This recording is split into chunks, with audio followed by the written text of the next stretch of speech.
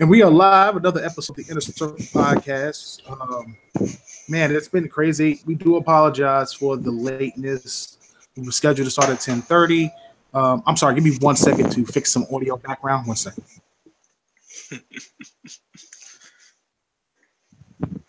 This gives me an opportunity to use something I finally got from online.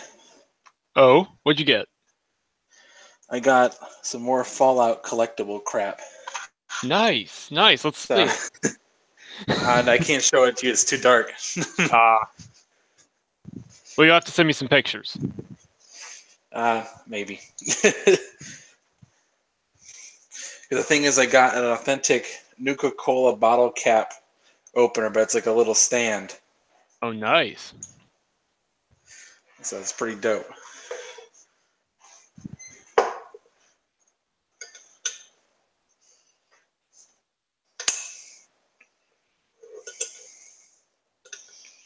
So what you been playing today, Anchor? Sea of Thieves, namely. Tried out Overwatch with the updates. Nice. Brigitte is live. Dang, I'll say this: that character design is, dude, it's awesome. That character. Yeah, I'm not sure how she's gonna be in the game in terms of how she's gonna fit. Like, there was an immediate problem because I went to the custom game modes, and in the custom modes, people weren't playing as her. Because the custom, if you want to try out a new character, they have character modes where you can. There's no limits. Anybody can play as many of the same character as they want. Mm-hmm. And so it's a pretty neat thing. But at this time, normally everybody plays her. Everyone plays a new character to death. Mm-hmm. But this time, on our team, actually in total, they had like max of like 2 Brigittes on the other team and 3 on ours, out of 6 on each team. Mm-hmm. It was like, I'm feeling many people are feeling this character. I don't know why. Interesting. Like, she really doesn't feel like she's a support character, honestly. Like, she really doesn't. She feel like she should then? She feels like a defense character, honestly. Like, her play style, like, she's a melee aggressive type, but they punish you for being aggressive. So it's like, It's just a weird little thing. I don't know. I feel like they could have retooled her kit, made her a great defense character. But they basically, well, if you played Overwatch, Symmetra used to have this ability where she could throw up shields on your teammates. Right. They took away that ability, though, in like about a year ago. They took away that ability. And so what they did instead is they basically made it so you can, with Brigitte now, you can throw armor on an enemy, on a teammate. And it's a direct transfusion of armor up to it. Like where Torbjorn just throws you, like, here's 75, she's like, here's 100. And immediately hits you with it. That's crazy. Yeah, man. So listen, it's been a crazy week. I definitely want to get the show started. We had the interview with Craig Duncan. And very excited about that interview. Hopefully people were able to check it out and they liked the interview and things like that and shared it out to other people. We'll discuss that. We'll discuss what he said about Rare, some revelations that happened during that interview if you didn't hear it. And we'll talk about why we might not have seen some of the mascots. We'll also talk about what's next for Xbox as well. Again, crazy week for myself in particular. I'm very happy. I finally got an HDR TV thanks to my wife. She bought me the TCL P605 series, so now I got that HDR and that Dolby. Wait, you didn't have HDR the first time? Nah, I just had a regular 4K TV, bro. My God! Oh wow! Yeah, bro. You've been living in the Stone Ages, man. Bro, it was terrible, bro. It was no sunlight. I couldn't. Garlic was killing me. It was tough, man. But now I have HDR in my life, bro. Have you played Sea of Thieves now? Now that you have HDR? I have not, because I had a ton of other things going on. I've had to rotate televisions today. I actually have a desk because my PC is finally coming So the House of L channel is on its way probably within 2 weeks. So I'm excited about that. And I completely went with a dedicated streaming workstation in a way. I got the Ryzen 5 1600 with the 6 cores, got 16 gigs of RAM. The GPU isn't much, just regular 1030. I'll upgrade that later in the year if possible. But for the most part, I got it for what I needed for, which is mainly for streaming and everything like that. Got the green screen, got a desk. So can't wait to get all this stuff set up and get popping on a new channel as well as Tick Podcast. So I'm excited about that. So listen, let's go ahead. Let's get the show started. We got a few listeners in here right now. Thank you to everybody who stopped in. And let's talk about last week's interview. Here we go.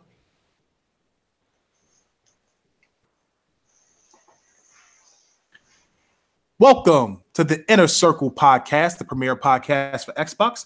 I'm your host, KORXKLL, with Anchorman V. Hey, everybody. Direwolf 484. Hey, everybody. Hope you're doing well.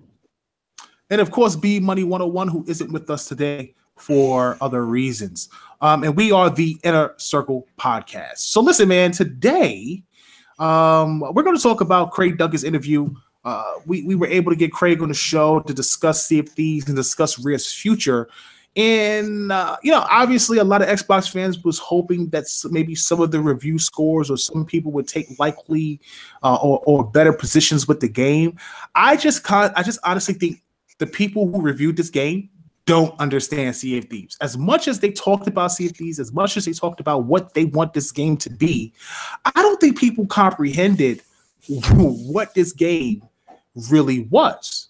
You know what I'm saying? You've had all these people playing the beta for such a long time, and when it launches, people still didn't understand what the game was supposed to be. So let's talk about that a little bit, and then we'll talk into some of the things we'll jump into some of the things that Craig talked about, and we'll talk a little bit about Rare and some of the things he talked about as far as mascots and why we haven't seen them. So you guys been playing Sea of Thieves. I know you got your crew. I've played with. Well, I don't think did I play with you guys yet? I don't think I played with you guys yet. But you have not experienced greatness, sir. Well, I've experienced greatness. I just haven't experienced with your crew. But I've definitely had. No, my greatness is completely on a whole other echelon, but it is definitely up there. So listen, for the most part, Sea of Thieves has been great in my opinion. It's a gorgeous game. I love the camaraderie of it. I love the teamwork of it. I love when everybody has a role to play, and it's really cool when you get into ship battles and you're battling people and the way they have certain things set up. And really, it is about making your own adventure in a way. That's why there's no real dialogue or narrative to the game. But I've already had multiple experiences that has paid off in the game. So I'm very, very, I guess you could say, I'm very, I feel like the game was worth the purchase. Now, I didn't buy the game outright. I know a lot of people spend $60 on the game. I'm playing it on Game Pass. But I can see why some people may be upset at paying $60 for the game and maybe not feeling like they got $60 worth of game. After you guys played it and the things that you've experienced, what is your thoughts on it? And how do you feel about the value of the title? Anchor, would you? I'll let you start, Sam. Okay, so just really, really quickly, because I mean, I could talk about a lot of things in Sea of Thieves, what I love, what I like, what I dislike. I love the foundation of this game. Rare has crafted, in my opinion, the ultimate pirate simulator. In that way, it's the game I think many of us didn't know we needed, but we absolutely needed. The camaraderie, like you mentioned, the thievery, because it's literally right there in the title, the shenanigans you can pull, you can turn it into shenanigans simulator. It's the ultimate playground for just fooling around or having your own little emergent gameplay experiences, and that's fantastic. The foundation of what they've done here, I love. It's perfect, and it goes without saying that it's a gorgeous game. It's absolutely incredible. They need to share this tech with other Microsoft studios. That goes beyond saying the water and the sunlight. You can't get enough of it. It looks like a Rare game when you look at it, because and Craig Duncan mentioned this in our interview last Saturday, the fact that they weren't aiming for ultra realistic graphics because then it isn't going to age well in comparison to the latest ultra realistic realistic looking game that comes around the corner. But now, because of this slightly cartoony art style and the character designs they went for, it has a timeless quality to it. All of that is phenomenal stuff. However, that being said, and I did purchase this game, I got a 20% discount, but nonetheless, I purchased it. I do honestly feel like there isn't a lot of compelling content at launch. The foundation is incredible. The foundation is perfect, but they need to be rolling content out quickly because we do need a little more variety. Mm-hmm. I generally kind of follow the camp that with this particular game, people have made comparisons to No Man's Sky. No, like that, No. that's not remotely fair, because this is a very different situation where No Man's Sky blatantly lied about what they had in the game. Right. And then, yeah, they've made lots of changes since then, lots of updates, but they blatantly lied about what was going on in the game. They misrepresented what was going on. Rare has been very upfront about what's in the game. You played it in the beta. You played the game. And this is not, they did not deceive you in any which way, and no one can make that case. They didn't say something was in the game that it's not there. They told you what's in the game, and you got what you asked for. You got what was in it. Now, the only thing with this one in particular that makes it interesting is I like the game that I have. I genuinely do. And I do see the argument that it's a good foundation. But I think this is also a different type of game where maybe some people are walking into it expecting it to be like a big RPG. They sit down, they play it for 100 hours, and they're done, and they never touch it again. They're not shooting for that kind of game. This is a Game Pass game. There's a reason why it's being touted as the face of Game Pass, and it's a very good reason, because this is going to be like Rainbow Six Siege. It's going to be like Overwatch. It's going to be like GTA 5. This is a game that is going to have constant updates, constant content coming out, and it's going to be consistent, and it will make people come back. And that's the kind of model that they're shooting for. Because if they shoot it to be that kind of model, you're going to have people resubscribing. Let's say, all right, people came out, they played Sea of Thieves for $10 this month. They don't like it. All right, we don't like this thing. And then next month, or maybe next month, let's say sometime in May, or even at E3, they announce, hey, by the way, here's 3 new monsters in the world that are now going to try to kill you, like a giant crab or something like that. Like, here's 3 new ones, and here's some cool new skins that come with it and all that kind of stuff on top of that. And all of a sudden, everyone's like, wait, I got to resubscribe. Resubscribe to Game Pass, and that they're trying to keep you coming back for more content. And this is going to be that kind of game for them. It's not let's go pilot in one and done. This is a new age, baby. We're on to bigger and better things, and this is just going to be one of those things that's going to be different from now on. And that's how I generally follow it. I agree. We're looking at a different type of game, like you said, with Overwatch and with Rainbow Six Siege, and now with Sea of Thieves. We're looking at types of games where they are rolling out the content over a very long period of time and rolling out more content than a standard game would ever have, but perhaps at the cost of a somewhat diminished launch by comparison in terms of what's available there at the beginning. I think everybody's a bunch of crybabies. That's how I feel. Listen, you got people out here, most of the people complaining are single player people who play single player games or people who don't have friends. That's how I look at it. You know, I've had. I'm serious. Like all savage people for saying that, dog. So savage, bro. People don't have friends. People are lonely. That ain't got nothing to do with it, man. It does. It's got a bunch of people. No, I got plenty of friends. I ain't digging. Nah, but you converted to PlayStation. Betrayed the Xbox Nation. I betrayed it because they ain't putting out no good games, man. Nah, man. See if go where the games are, baby. Sea of Thieves has been an excellent game. I truly believe that this really deals with people who are used to your traditional video game narrative. Rare has taken a game and has flipped it on its head with a style that has allowed the gamer to explore the game and build their character. Literally, I remember playing the game, joining up with a crew, going out, on the water, learning how to communicate with each other. Obviously, learning how to sail, communicating. One person's navigator, one person's lookout, one person's on sails, one person's steering the ship. It takes a lot to do that. You're joking, you're laughing, you're sightseeing. You get to an island, you hunt for treasure. You cover each other's backs. You get off the island, you bump into somebody, and you fight them. And I remember there was 2 instances where this happened, where I had a weird situation. One, we wind up bumping into a group, what's it called, a sloop? The two-man boat. Two-man squad. We wind up bumping into a sloop, and the guys were firing us. We waved our hands, just like they said in Rare. At Rare, wave your hands, and they'll wave back, and you'll make friends. We let them on the ship. One guy stands in front of the captain's door while the other guy walks into the captain's room where we have some treasures hidden behind the door. He immediately picks up the captain's chest and tries to run. We killed. Now, it's 4 of us. The boldness of this is just out of control. They're on our ship, by the way. We killed the first guy. The other guy swims in the water, slow as hell with the chest. We killed that guy. We get the chest back. I'm like, yo, we need to blow up their ship, because when they respawn, they're going to spawn on that sleuth. So everybody needs to get back on the ship.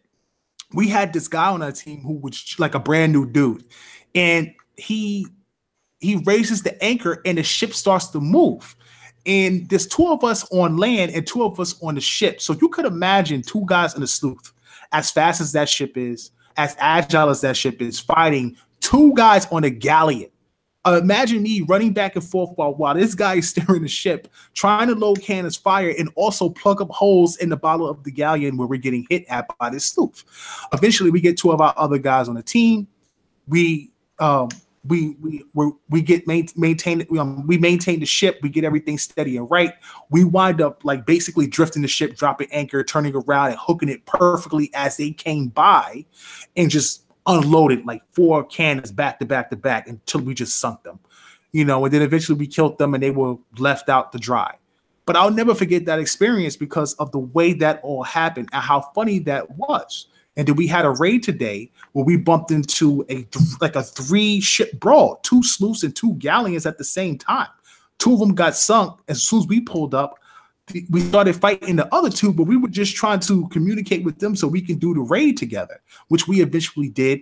We killed it, and then we got everything and split the treasure and went on about our business.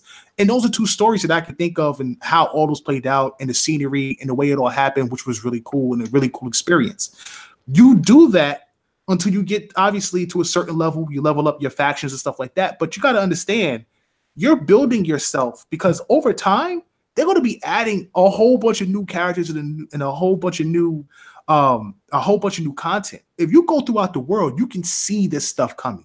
You can see giant crabs. You can see murals on a wall of like goddesses that are like half fish or whatever and holding up men. You already have the Kraken out there and stuff like that. It just doesn't have a campaign. There's no narrative to follow. Play the game, explore, and have fun. And for $10 on Game Pass, that's really an unbeatable concept.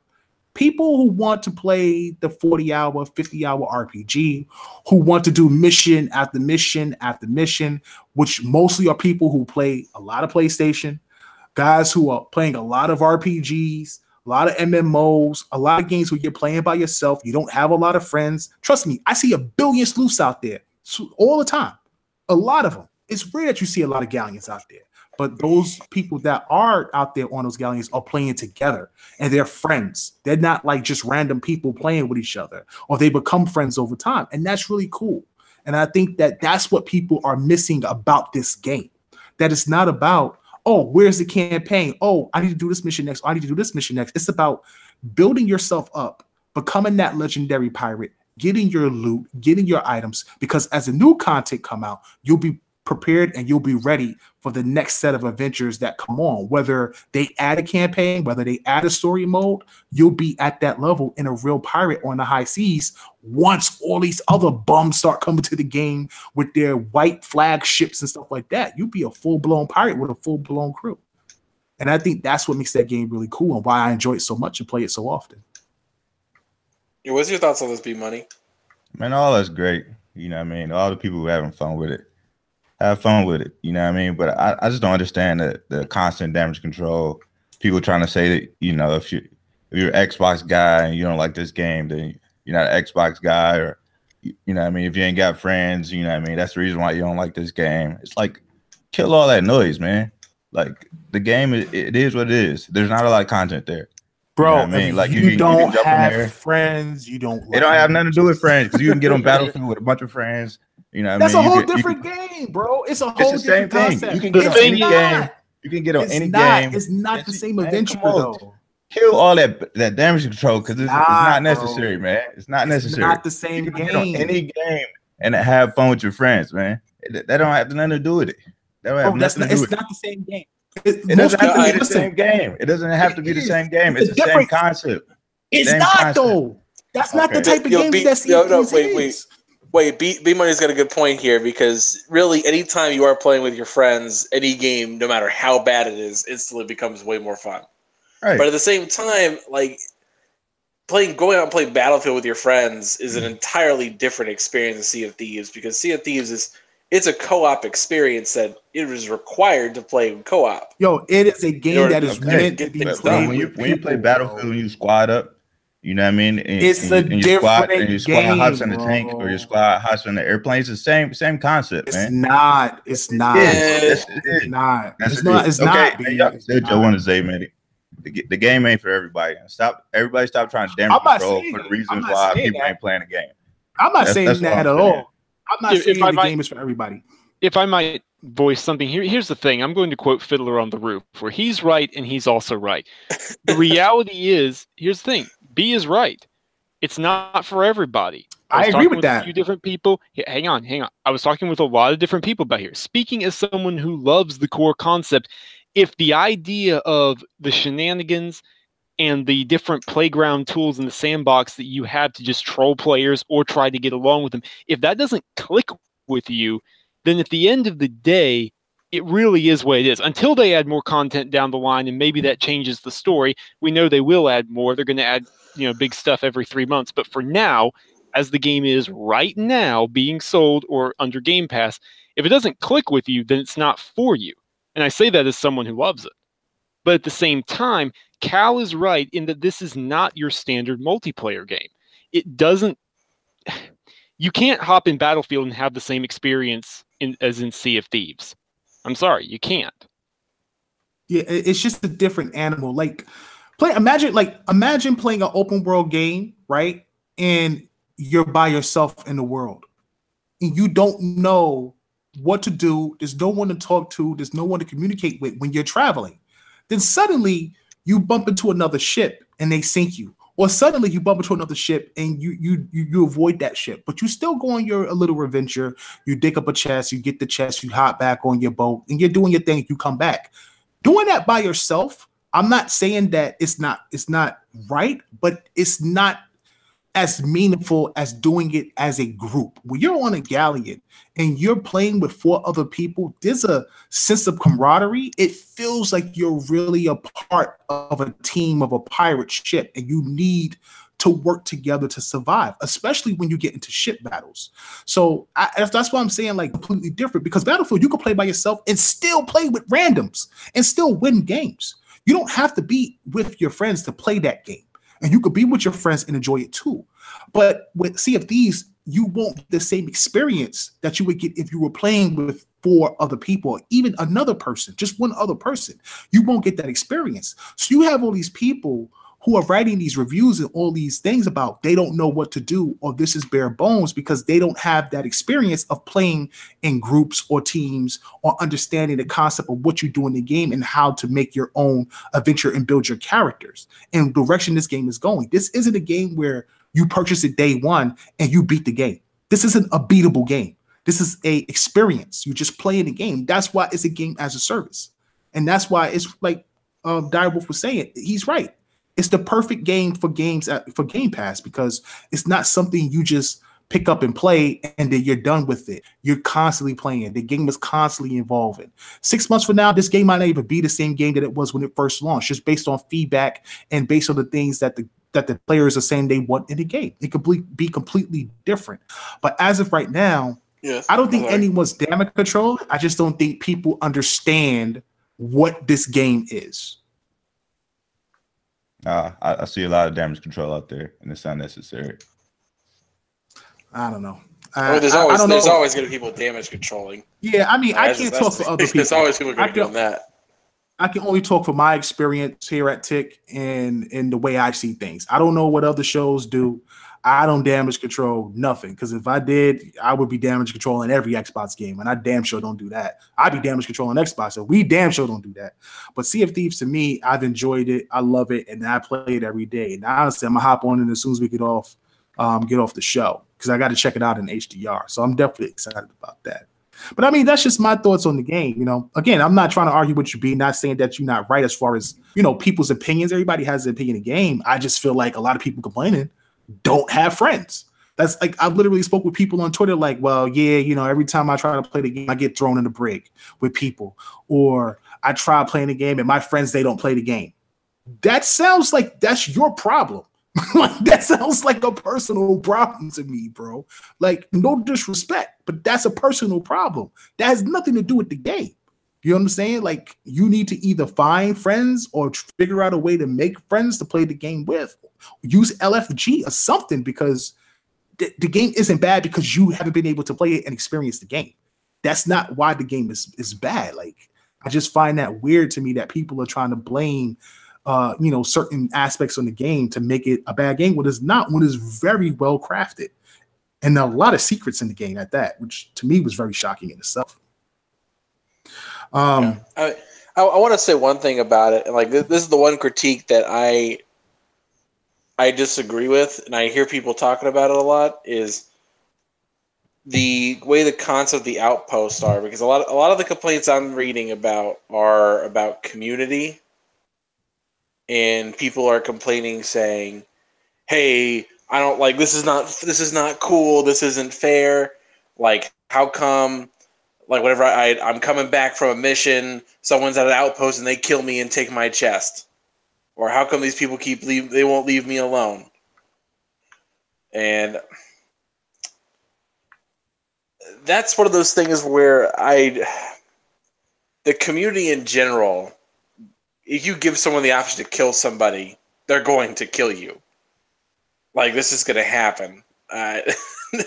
Like, it's one of those things, like, if there's no consequence, they're not going to not do it. But for me, I don't know how you would fix that problem necessarily, because it creates that extra tension. And the game is called Sea of Thieves. And really, there's no theft in the game other than this one little moment. Like, that's the one thing I don't agree with everybody saying, like, oh, it's not fair. I think having it so anyone could steal anything at any point is what makes the game fun. It definitely makes the game fun when you're nervous. Like earlier, we had like 9 chests on there, at least 3 captain or maybe 4 captain treasure chests. And I remember we were actually heading towards a raid. And like 2 galleons we seen in the distance was going there too. And we just was like, you know what? Let's just turn around and book it back to an outpost and turn these things in, because we didn't want to lose it. There is a sense of, man, if you're traveling around with a bunch of chests and a bunch of skulls or whatever, you know, there's a possibility you might get sunk and lose all that work you spent hours doing. So yeah, there is some intensity to it. But again, I just think that it's obviously a game that grows on you. I'm playing to grow as a character. So when the game does get its fresh content, because again, this content is coming in free.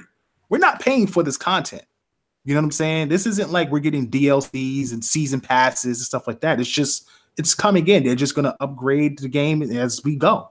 So when that content comes in, I'll be ready. You know, if everybody else is ready, if they want to join, they can when they're ready. But right now, I think the game has been successful but it hasn't been successful critically. And in my opinion, that doesn't matter. As long as the game is successful and people enjoy the game, people are playing the game, especially Xbox fans, then that's all that matters, in my opinion. But I look forward to what they put in the game. You know, like Craig Duncan said when we did the interview, one of the things they were working on was a horn that allows you to have proximity chat from like 200 yards away. And that's just an interesting concept that you can get an item like that in game where you may be able to trick somebody that's trying to rob you or steal from you. Your ship could be on one side, but you could be talking and at the top of a cliff and someone could hear you at the base of the beach, like you're right next to them. And they could be hunting for you. Meanwhile, you're getting your treasure and escaping that area. In the meantime, you know what I'm saying? So we'll see what they add into the game. I hope that it is as expansive and as big as they plan to make it. But yeah, right now, I'm enjoying the game. I think it's worth it. Some people don't. In my opinion, I think it's overblown. And it's mostly people who play single player games and don't have friends. And I'm going to stick to that, in my opinion. So moving on. See, we had Craig Duncan on the show. We talked about Rare. And where is Banjo? Where is Conquer? Where is, Perfect Dark? All these games and stuff like that. And in a nutshell, at the time, I respected what Craig said. I didn't like what Craig said. I felt that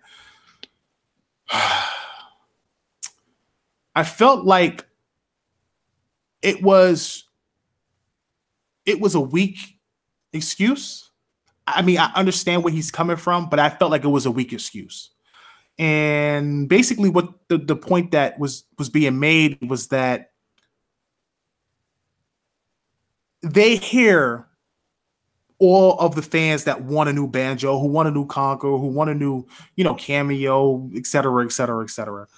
But you got to have a team. And his defense of what he's saying is that you got to have a team that's passionate, that wants to build who wants to build that game.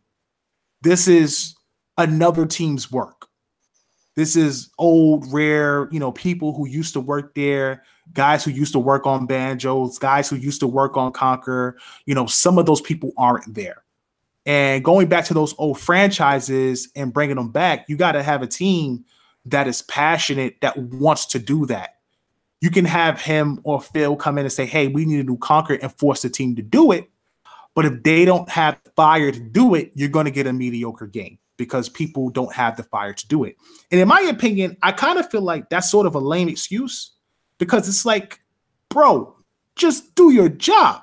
Like, that's your job. You build games. You know what I'm saying? You might not have to like the game you're building, but you get paid to build games. A lot of people don't like their jobs.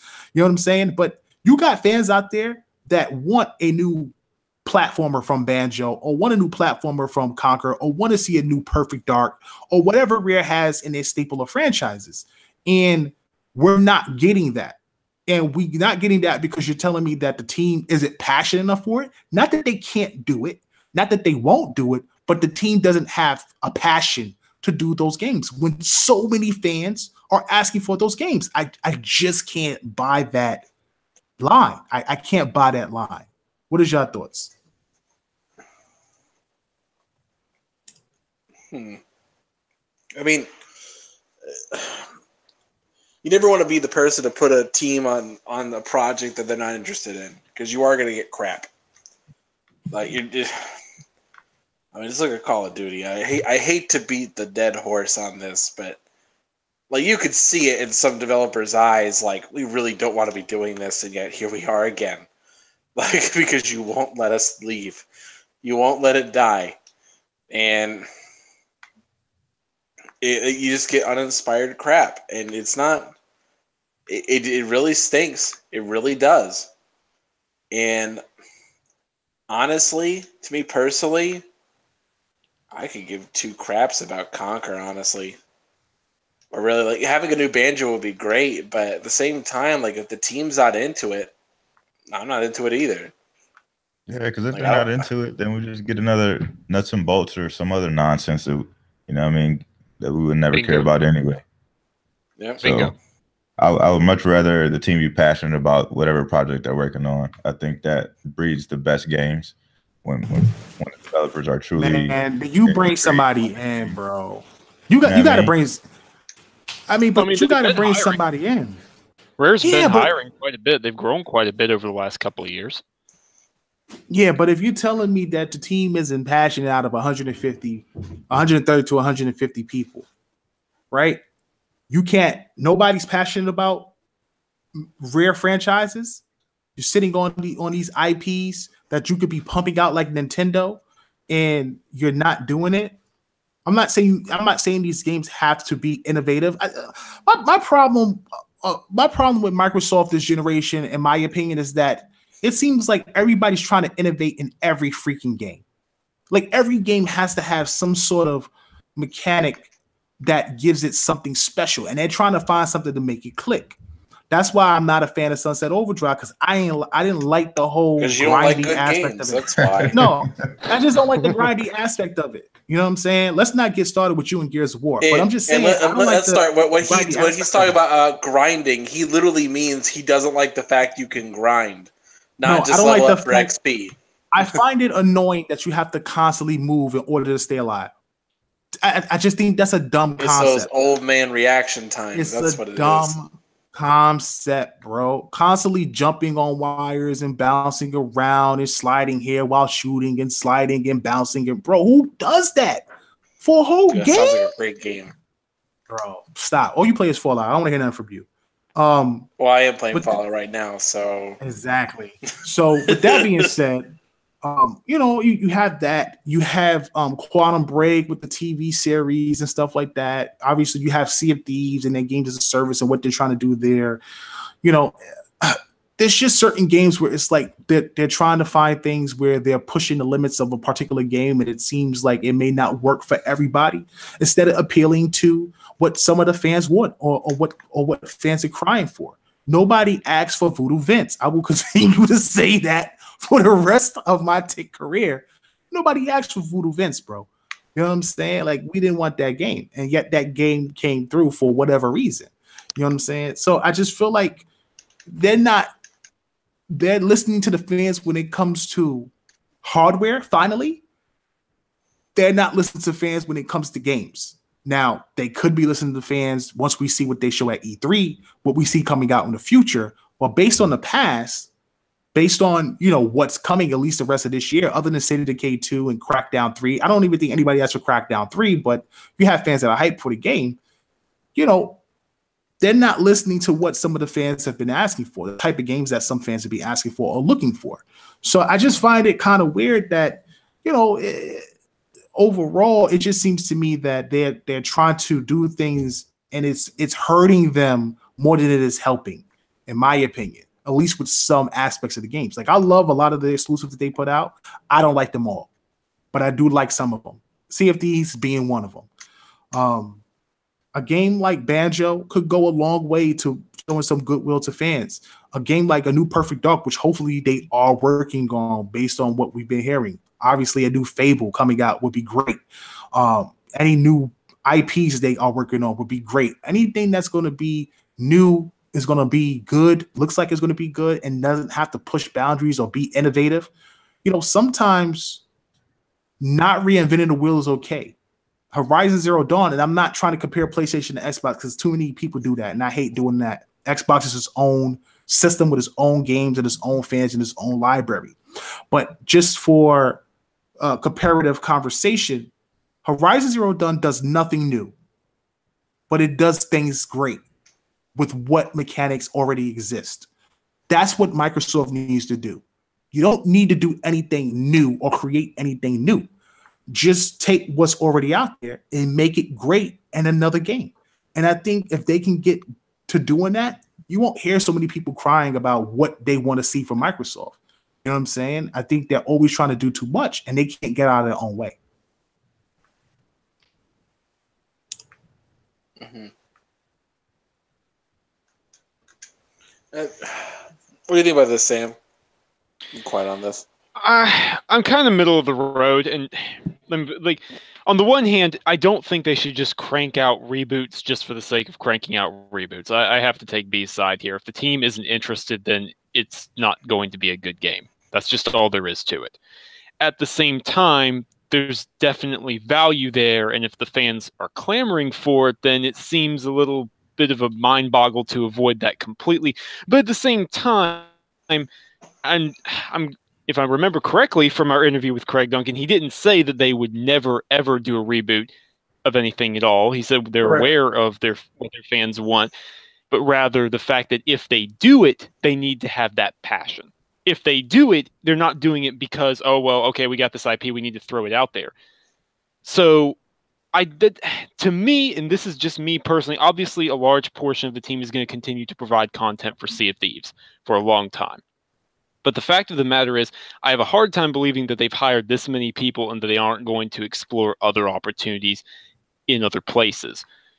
We've heard a lot of legitimate rumors regarding Perfect Dark and the Reset Era leaks and everything that happened there. I think there's probably something to that, because that is an IP that is worth exploring, that's worth rebooting, that's worth changing from the ground up. That's just my take on it. Mm-hmm. What is your thoughts, B? I gotta hear B thoughts because B's a big Rare fan like myself. And I listen. I heard what you said earlier about the passion thing, but I mean, come on, bro. Like, come on. I mean, we all know. Like, I definitely want to see like a Banjo game. I would, it would be cool to see like Conquer come back, and Perfect Dark. Their Cameo. There's so many Rare properties that you would love to see return. Especially like Cameo and Perfect Dark. They kind of had one-offs on Xbox franchise, so or on the Xbox platform. So you definitely want to see sequels to those games or reboots. But it's just hard to say if they put the effort in putting those out, if they would resonate with the core. I think that's the hardest thing for Microsoft right now, is that they kind of have used the 360 playbook. And it just didn't really work out for them this generation.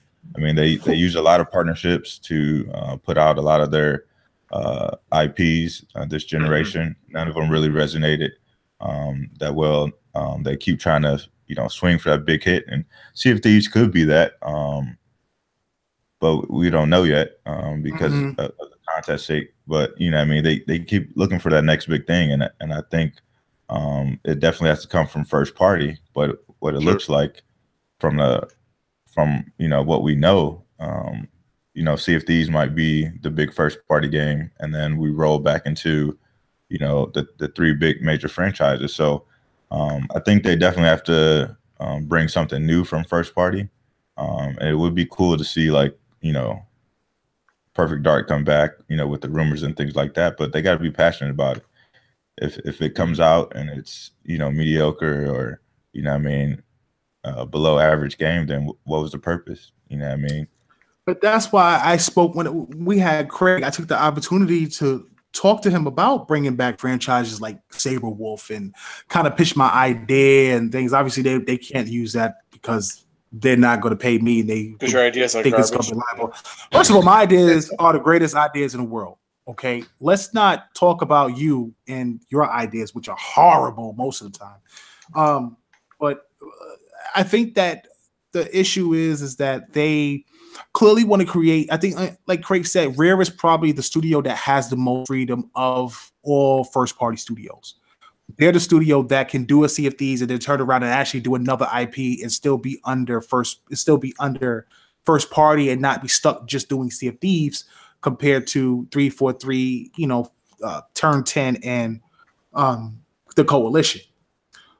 At the same time, Microsoft, if they are purchasing new studios, if they bought new studios, if they expanded new studios, I truly, truly hope that they have created at least 2 or 3 new IPs that are first party, and that they've rebooted some franchises. If Perfect Dark is a franchise that's been rebooted, I truly hope that it doesn't look like a kid game, that is not in a Rare form, because I feel like they need mature titles. Like, I feel like if you were going to do that, you should have just left it at Rare and let Rare do it.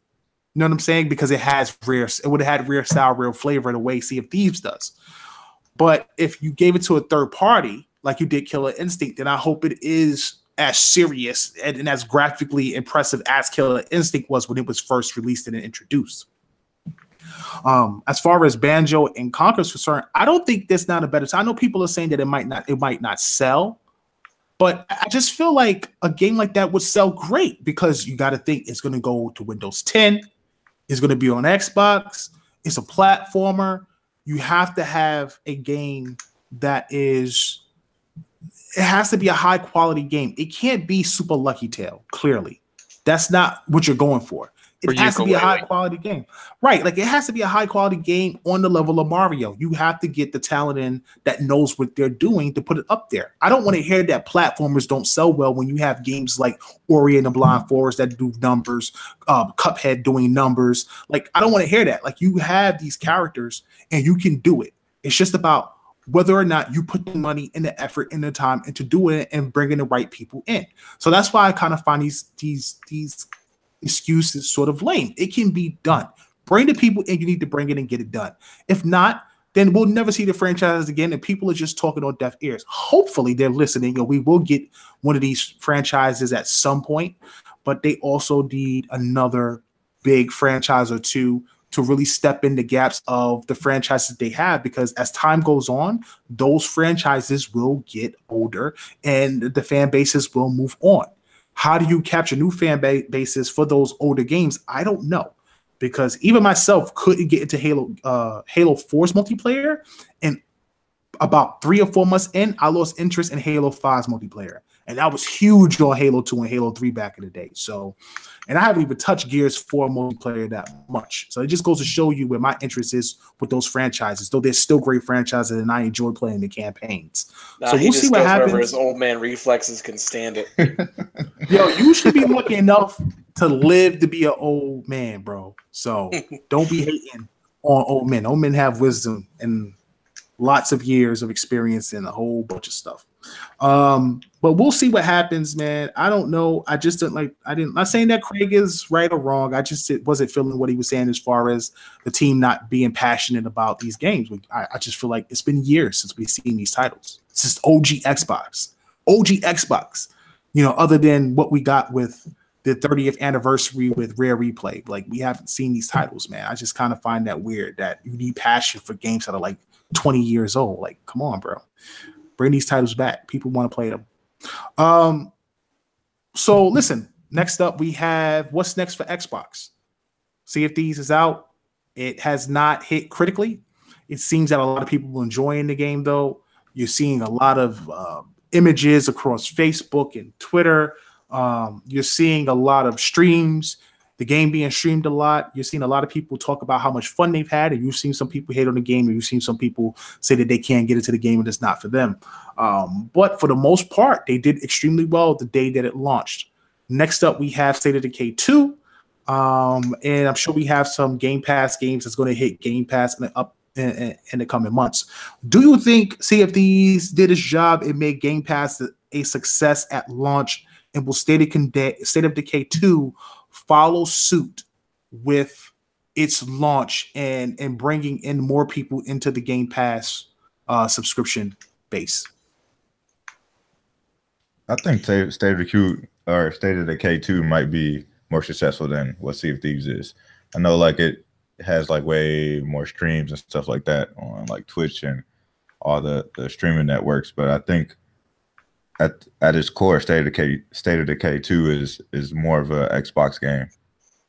You know what I mean? That you're gonna play with friends and run around and, you know what I mean, get to shoot stuff, kill zombies, you know what I mean? You get to co-op and build with friends. So I think that game is actually gonna be more successful, but that's just my opinion. I'd back that, actually. And I say, I mean, speaking as someone who is actually loving Sea of Thieves, the original State of Decay was a huge hit. I believe, someone correct me if I'm wrong, that it was the best-selling game on the marketplace until Minecraft hit. People absolutely loved it. The developers at Undead Labs seem to have taken a lot of feedback in the fact that, yeah, people absolutely wanted 4-player co-op, expanding the bases, you know, all the base building you can do, the survivors, the permadeath. It's, you know, it's going to have that single-player story as well, some RPG light elements that they're throwing in there, which appeals to people like me, and I know you be as well. You really like RPGs, so yeah. I absolutely think that'll be a success. Critically, for sure, it'll be a lot higher than Sea of Thieves. I don't think that's up for debate. I think that'll be the case, but I will say it. I've said it once, and I'll say it again. Zombie games are garbage. I cannot do it anymore, dude. He says as he kills ghouls in Fallout 4. Right? Those over aren't and over. zombies. Close Those enough, aren't bro. zombies, gentlemen. Close enough. Close enough. Listen, Resident Evil changed the narrative. If it's not a zombie, it's a person with a virus who's basically moving and reacting like a zombie. Either way, it's a zombie. So I don't want to hear it. The only zombie game that can get me back into it is if they made Left 4 Dead 3, and we all know Valve can't count to 3. So we'll see. They do 1, 2, 2.5. I forgot. We'll start over. Oh man, listen. State of Decay. I'm not high on State of Decay. I know a lot of people are because of the first game. Here's why I'm not high on State of Decay. I just keep reiterating this every time we talk about it. I hate the fact, and I hate the excuse that you can play co-op and none of the co-op progression saves. Only the items you find. I don't understand this concept. Are you telling me that I could sit up here with a character, play with a friend for 40 hours, and the 40 hours of work that I helped to build his base does not work for me in my game? Yes. That is a waste of time, bro. That's a waste of time and money, bro. All gaming, bro. is a You waste help of each time, other. dude. That's what you're supposed to do. It's like, hey, I'm gonna hop in B's world for a few hours. We're gonna build his base. Then he hops in mine. Then I go hop in Anchor's. That's how it works. I would never do that. I would never do that. You would never catch me doing that. You say this, but Minecraft's one of the most popular games on the planet, and that's literally how the game is set up. Bro, I would never. No, Minecraft, you can be on the same server and play as a team, though. Mm-hmm. You know what I'm saying? In this game, you have your own world and your own people to care about, right? So, say, for example, for 8 hours, I've been playing the game with you in your world. I've helped you build your base. We found items together that were important whatever. Did I get to bring back to my world? I've seen your narrative. I've seen your story take place. I've seen you communicate with people. And when I get back to my world, I'm still on day one. The day I started, I'm still there. Bro, that your is character. Your character gets that experience, though. I don't care. That is a waste of time. Nobody cares what you have to say about this. People on console have been doing this thing for so long.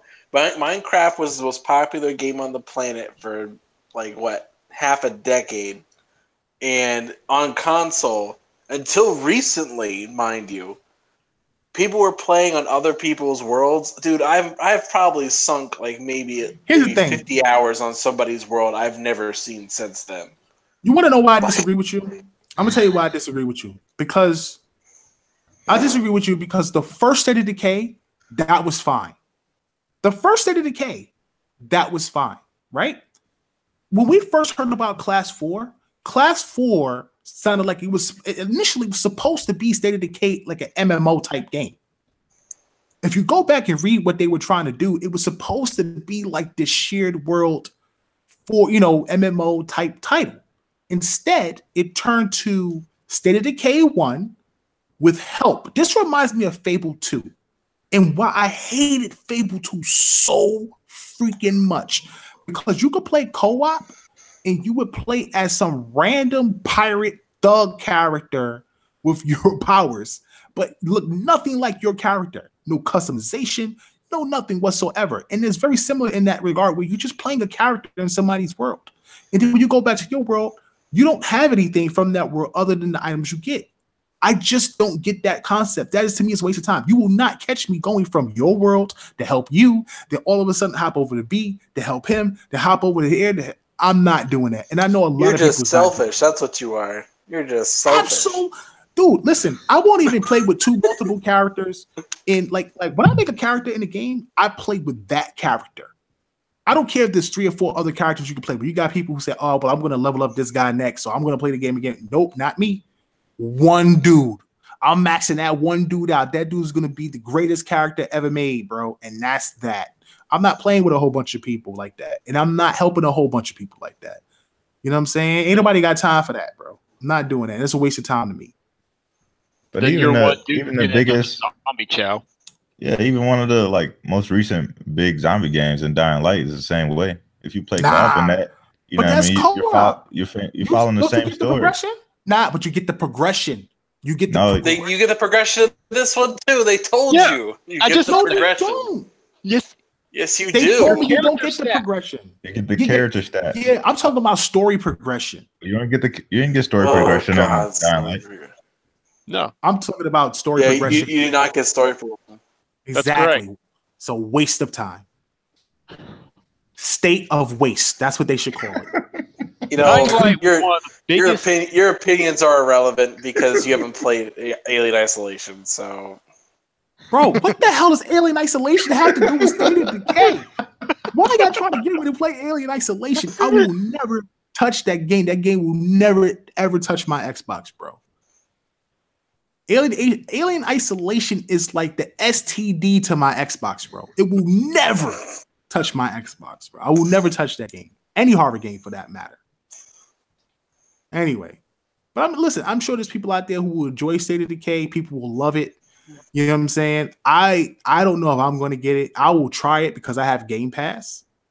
And I will play it because I have Game Pass. I would try it out. But I'm telling you right now, bro, as soon as I get back to my world and I see that my building is the same rinky-dink building it's been for the past 48 hours, bro, I'm turning that game off, bro. I am turning that game is being turned. I'm like, yo, I just spent mad time helping this kid build his base.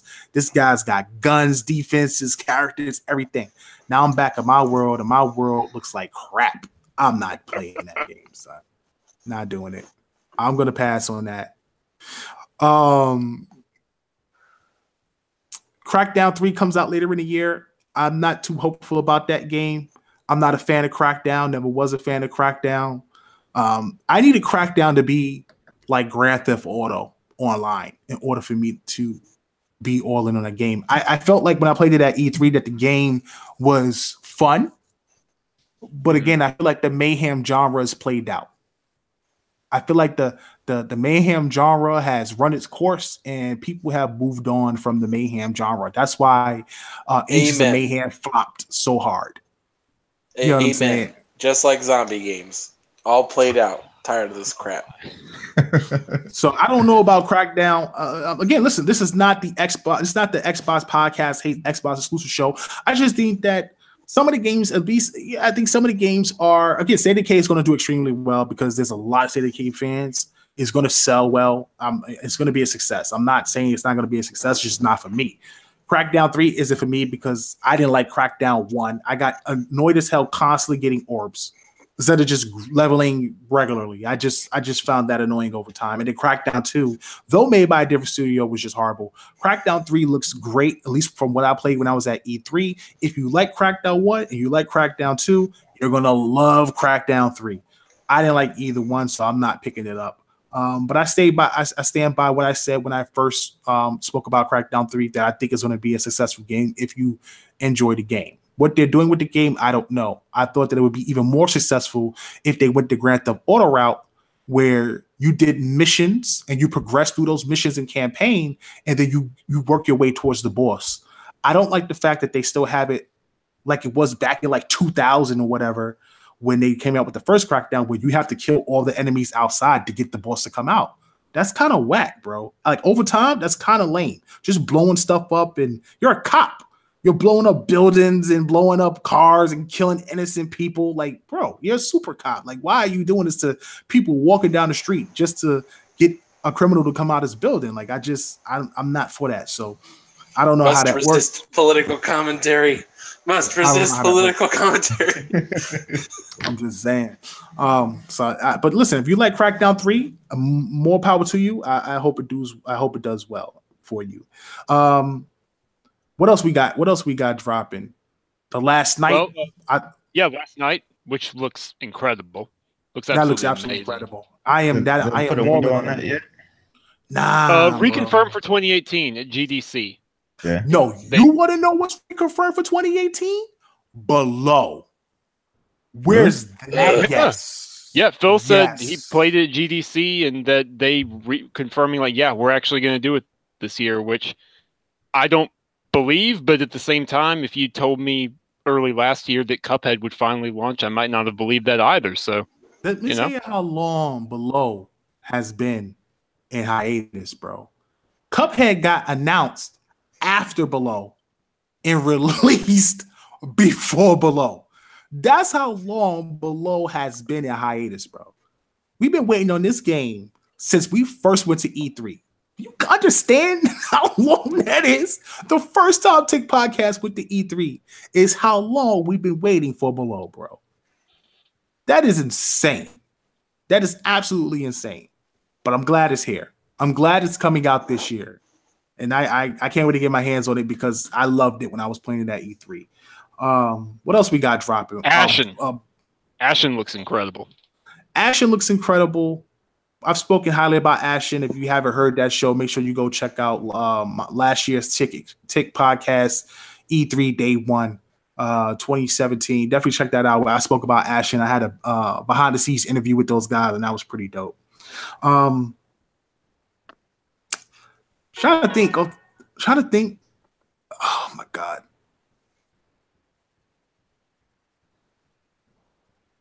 Black Desert comes out. I watched Black Desert. That game looks overly complicated to me. I was very hype about this game. I watched 25 minutes of the beginner's guide to the Black Desert and constantly got depressed over time and have lost interest in Black Desert. Black Desert looks super complicated and convoluted, bro. There is so much happening in Black Desert. It's actually doesn't even look enjoyable. It doesn't look enjoyable when I was watching that game. And if they don't dumb that down for consoles, bro, like there's a lot of macros happening in that game. That game was completely made for PC. It's truly a PC title. I don't know how that's going to translate, but I just don't know. I am looking forward to Defiance 2050. If you haven't played Defiance back in the day on Xbox 360, I thought that was a phenomenal game back in the day. And that beta is happening soon, and you can sign up for the beta. Just look up Defiance 2050 if you guys want to check it out. Also, I didn't like Terra. Did you guys play Terra? No. Terra's coming to consoles. Yeah, Terra's coming to consoles. It's kind of clunky. It's in beta right now. It's another MMO. I'm not really feeling Terra. I'm trying to think. There's something else. The Citadel Forged in Fire. That's the Harry Potter game that meets Elder Scrolls. That game looks hot. If you haven't seen that game, make sure you look that up. Citadel Forged in Fire coming to Xbox. Another MMO type game where you play wizard. You can hop on brooms. You can have black magic, propel yourself. You fight dragons. It's got this Elder Scrolls style first person. Yeah, you could build dragons. I never heard of this one. Quidditch is in there. Citadel Forged in Fire. It's they have Quidditch where you can take the little balls and battle each other. You fly around. You can build your own castle, your own fort.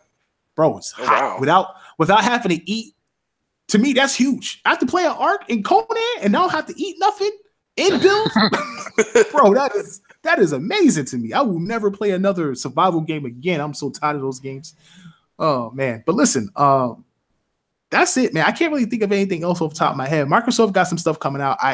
We look forward to E3. We hope that they produce something big like they said they were. They're moving their event to the Microsoft Theater at E3, which is supposed to be housing like 17,000 people. We'll see how that pans out. We got a team going there. We're sitting the Iron Lords, and of course, Dire Wolf Samuel Tolenberg will be representing us for TICGN, and he'll be there with the Iron Lords team this year. Tick Podcast will be here this year, and we'll definitely be trying to stream that and have a live stream chat reaction show with the guys on E3 day. And I'll definitely try to, if my PC allows it, stream that on the channel while we're doing the show so you don't miss anything. So if you want to watch it on the channel while we're here, you can join the chat and we could talk about the games that they present and, have a show at the same time. So listen, any thoughts before we head out of here? Any other things going on with Xbox? What's up? Well, it's not specifically Xbox. So this is more for Sam and B Money because they actually care about good games. Jesus Christ. Do you Do you think Darksiders 3 is actually coming out this year? Ooh. Because it has been eerily quiet. Good question. And it has been very, very quiet. We have not heard any update whatsoever other than last year when they said, okay, here's the Fury collection. Go buy it for a good price. And you can get Darksiders 1 and 2 remastered. But we have not heard anything since then about any release date. But they are still adamant about saying 2018. So the question to you guys is, do you think this game is still coming out, at least in 2018? If it doesn't, because we are kind of running out of time for a release date. If it doesn't hit by July, it's not coming out in 2018. I would say August. I mean, I think you could extend that to August, but I agree with the general vibe. Like, it needs to hit well before September, for sure. Which they could do. I mean, THQ Nordic has been making some moves, that big acquisition for Koch Media. And then they've been showing off Biomutant aggressively. So they also acquired the publishing rights through Deep Silver to Metro Exodus, which that's another big game that's actually supposed to hit this year. So it's possible, but if it doesn't happen by August, I don't see it happening this year. Yeah, that's why I think I think it has to come out in July, man. Because I think August, September is when Metro's coming out. That makes sense. They got to play that game how they do. They got to play like how they know Rebellion likes to do Sniper Elite. Drop it at the weirdest possible time. Like Sniper Elite does really well when they drop it at Sniper Elite 4. They dropped it on February the 14th last year, and then Sniper Elite 3 they dropped that one like in the beginning of July, and there was no other competition whatsoever. And that was perfect. And it's Darksiders going to do this. They got to do something similar. I think the very, very latest, maybe September. Nah, maybe. even September's like looking really crowded. September. Like early September. But that's it. Any later than that, it's over. I guess I really don't like good games because I'm not getting Darksiders 3. Man. Y'all don't play as female characters. Y'all know that. There's only 3 female characters I play as. I only play as Lara Croft, Samus, and the chick from Horizon Zero Dawn, bro. And maybe Ripley if they had an aliens like action game, but not like a survival horror game. I was like, wait a minute. We do have a but it only was like an action shooting game. But I don't play as female characters. Look, Death was dope. War was better. I want to play as a brother with the guns. I don't want to play as a female with a whip. Dude, I'm telling you right now. I don't know why. I'm telling you right now when they do. First place. When they're going to do Darksiders 4, because there's going to be a Darksiders 4, they have to complete. Of course, it's going to be like a 4-player co-op game. Like it's not just going to be Pestilence or whoever they're going to call him this time. So they've already changed his name twice. So I'm like, whatever. Like, like you're not just going to play as him. You're going to play as everybody. It's going to be 4-player co-op. Madness. Unleash the it's horse. Going to be insane. Yeah, it's going to be crazy. But we'll see. I just got to say. Oh, and I have one last question for the group here before we wrap things up. So there's a lot of talk right now on the Bethesda front. About what? And I'm hearing rumblings too about Elder Scrolls actually coming out this year. Huh? Don't say that. You think that's a big November release, and that's why everybody's really scared of November this year? It's time. It falls within their cycle that it's time for Bethesda Studios to throw something out there.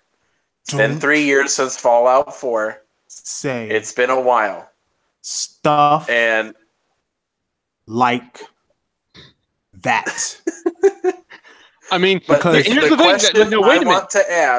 question I want to ask is not whether or not it's true, but hypothetically, if they came out here and they go to E3 and they say, Elder Scrolls 6, here's the setting, it's dropping November 6th, 2018. And they take Call of Duty's old slot. That's shutting down a lot of stuff, except Red Dead Redemption. But those two games, people make time. That's crazy. First of all, Elder Scrolls 6 come out, all Tick Podcast is done for the rest of the year. I just want y'all to know that now. Y'all not seeing me. Y'all won't hear from me. I'm putting my whole profile on offline. That's it. Like, I'm in that game. You have no idea how invested. I tried to play the MMO. I couldn't get into it because it wasn't a traditional Elder Scrolls. It had a lot of elements to it, but it wasn't your basic ESO Elder Scroll type game like Skyrim or whatever. I get invested in Elder Scrolls titles to the fact where I can spend hours just reading Elder Scrolls lore and books and all that stuff. So that's a scary thought for me that I don't want to think about, because there's other games I want to play this year, and I don't want to be stuck playing games, talking about games that came out last year again, like I'm doing this year with Wolfenstein and Dishonored and a whole bunch of other crap that I'm just now catching up with. So please, Elder Scrolls, stay where you're supposed to be, away for at least another year, because I can't deal with Elder Scrolls right now. That's not the question, though. The question is, if it comes out, do you think it could succeed? Yes. Because I sit here and look at it. One name that I would put above Red Dead right now, or on par with GTA. Elder Scrolls, that's the force of nature. I could see Bethesda genuinely doing it to screw with people. Because that would be... we give a lot of credibility to Red Dead, but Red Dead doesn't have the same name recognition that Skyrim did. Skyrim transcended regular games, like to a whole nother level. Was out of control. Skyrim. And if you come out here and you say this is the new Elder Scrolls, and this is they market it as the sequel to Skyrim or something, it doesn't matter what it is. But if they come out here, the media is going to say Red Dead what? And just go straight on to Elder Scrolls, and especially because they've been teasing Red Dead for 2 years. Yep. And we still don't know anything about it, honestly. We just know the setting. We know it's a prequel. That's pretty much it. I had to have an intervention on 360. That's all I know. Because I was playing Skyrim so much. It was out of control. Like, seriously, I had to have a whole meeting with my girl at the time, who's my wife now. But she was I was really in that game. Talk about hours, bro. I thought I put a lot of hours in Monster Hunter, bro. I put in massive hours in Elder Scrolls. I got all the DLC, bro. Skyrim helped me survive freshman year of college. It's crazy. That map was huge, especially once I became I didn't become a vampire, but I got the Dawnbreaker bow that blew up the undead. Yo, son. What? Yo, when I got that, you couldn't talk to me. And I was a stealth character that had like mad crit, and my arrows were all maxed out, so I could shoot you in the back and just kill you one shot, assassinate you. I was an assassin. Man, don't get me started on Elder Scrolls. I'll talk about Elder Scrolls for 30 minutes, bro. Anyway, let's end this show. Anchor, I hate you. Why you got me started on Elder Scrolls? This don't make any sense. I like to spread a little chaos. We'll be back next week with another episode of the Inner Circle Podcast, Wednesdays at between 10 and 10:30. We should call the TikTok podcast because we can't start on time, and that's my fault. What do you mean? What do you mean we? It's my fault. I apologize about that. My life is a mess. Also, my laptop is crap. But listen, I'm getting that remedied. We have the new PC coming in. I can't wait to get it fixed up and start doing some really great content once again. The new channel should be coming out within 2 weeks. I've changed the name to the House of L. Fame told me I shouldn't name it that because then as soon as I lose a game, they're going to be like, look, you took another L. This really is the House of L. But at the same time... Man, Fame, why'd you ruin it? I've been waiting to use that for months. I've been literally sitting... I have created memes for this. I've been waiting for this. You had to ruin it, Fame. At the same time, it goes with the name Kal-El, and my actual name starts with an L, so it sort of falls in line at the same time. So that's why I'm kind of going with the House of L. Listen, we're gonna do some. My channel is gonna be a little bit different. We're gonna talk about. I'm gonna do my own individual Xbox show on there. I'll do some anime content on there. But one of the things I plan to do is I'm gonna be introducing my book to a lot of people. for the first time. Something that I've been working on a project for 10 years. I got this idea from someone who said it would be a great way to get a lot of fans who support Tick and that's into Tick to be interested in the book. And when I'm finished with it, if people want to support it via Kickstarter, they could. So I'll introduce guys to the world of it by introducing certain races, characters, settings, the universe itself without giving away any of the story and everything. And when the book is done and it hits Kickstarter, if you guys want to support, you guys can support, and I greatly appreciate it. So anyway, that's it for today's show. I'm so glad to have the whole team tonight. Very good to have B with us. Good to have Sam with us, and obviously good to have Anchor. We will be back next week with another episode of Tick Podcast, premier podcast for Xbox. Make sure you tune in tomorrow for Iron Lord Podcast and Multiverse on Mondays with 2XP, I believe, on Wednesdays. So keep an eye out for those on Tick Network, and I will keep you guys posted when the House of L channel opens up. I'm your host, KLYXKLL, with B Money 101, Anchorman V, and Direwolf 484, and we are off this planet. Peace. All right. Listen, I know we ran over. Is there any questions that fans have for us before we head out of here? I don't want to keep it going too long. But if you have any questions or any thoughts, I'll try to answer them. We'll try to answer them before we head out of here. Maybe make it like 5 or 10 minutes, just a few quick questions. Patman Jones says, I lost that question. I'm sorry. Give me 1 second. Are you getting on Sea of Thieves, Kal-El? That's what he said. Yes, I am, and I'll probably try to stream it as well. One of the things I plan to do for my channel is I'm definitely going to be doing a lot of streaming. I'll be streaming Xbox games, whatever I'm playing. So if guys want to hang out, check out what I'm playing, what's new, definitely can tune in to the channel. I would do it on Tick's channel. But I don't want to oversaturate the channel with a bunch of Kal-El crap. That's one of the reasons why I decided to make my own channel. We have a lot of network shows on here and a lot of great personalities, and everybody deserves their own individual shine. So I don't want to oversaturate it with a bunch of Kal-El videos. Let's see. Yes, Matt, why you run from fights on CFDs, Cal? Oh, Cal, why you run from fights on CFDs? I don't run from fights on CFDs. I actually got into 2 fights so far. It's just that I want to get things done because I want to level up. And I don't want to be in a situation where I'm with an idiotic crew that don't know what to do. And we wind up losing treasure. Now, if we don't have treasure, I don't care, you know what I'm saying, or whatever. But we got like 9 pieces of gold. I don't want to 9 treasure chests. I don't want to get into a fight and risk losing the treasure because I wanted to be cocky and get into a ship battle. Man, you're a coward, dude. No joke. Like, seriously though, because like me and Sam here, we were in a sloop. We had treasure. We still engaged a galleon and won today. Mm-hmm. We came away with more treasure than we started out with. First of all, you lucky I can't curse on this show. First of all, I ain't a coward. Second of all, again, I've gotten to plenty of ship battles and stuff like that. But again, I'm trying to level up. I'm trying to become a legendary pirate as fast as possible. So I'm not looking to get into a whole bunch of ship battles. By hiding. It's a waste of time. I just want to get my treasure. I want to turn it in, and I want to level up, and that's that. Now, we get into a ship battle. I don't have no problem with that whatsoever.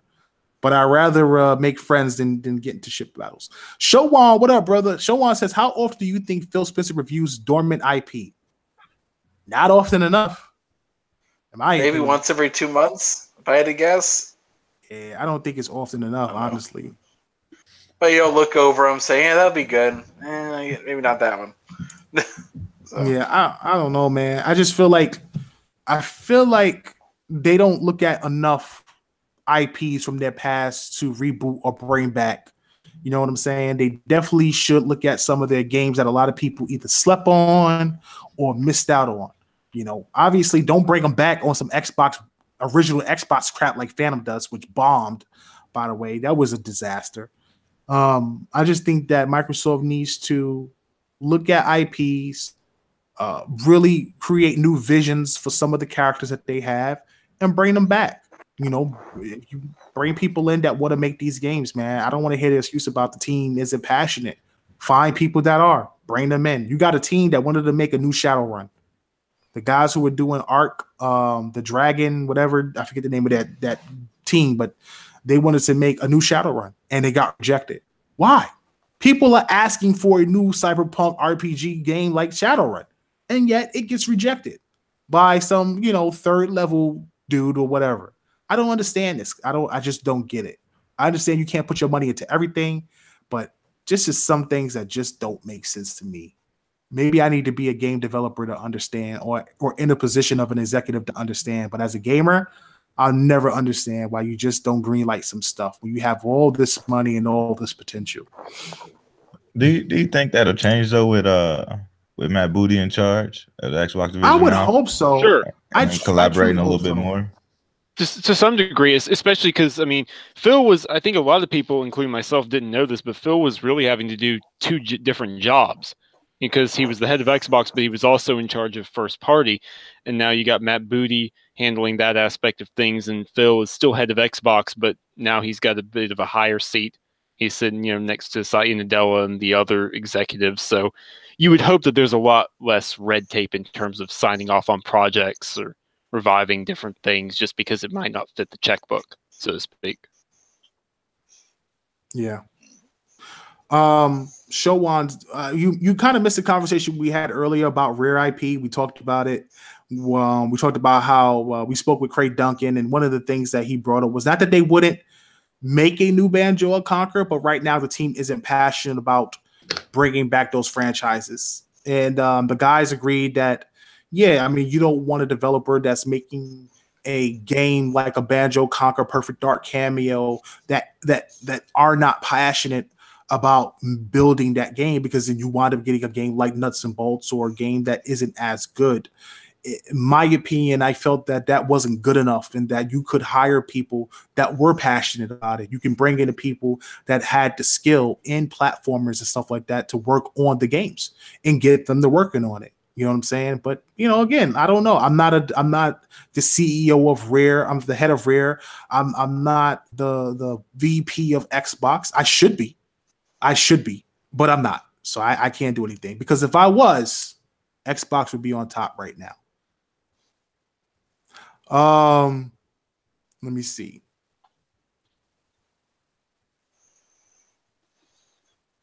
I think that's it. So listen, man, I want to thank everybody for stopping out once again. Very grateful for the support. Thank you, Dizzy, Showan. Thank you, the Black Mon, the Black Mon 15. Fool, thank you for coming out. Appreciate you. Hussein, thank you for coming out as well. Doc Wiz, BK Bed-Stuy, shout out to Bed-Stuy, my hometown. Thank you for coming out. Andrew Wilkinson, who's a huge PlayStation fan. I don't know why he comes in here. I just don't know why Andrew comes in here and he just trolls the hell out of us. But I don't know, he loves Tick Podcast for some reason, or maybe he just like to troll Xbox Podcast. Thank you to Halo Storm.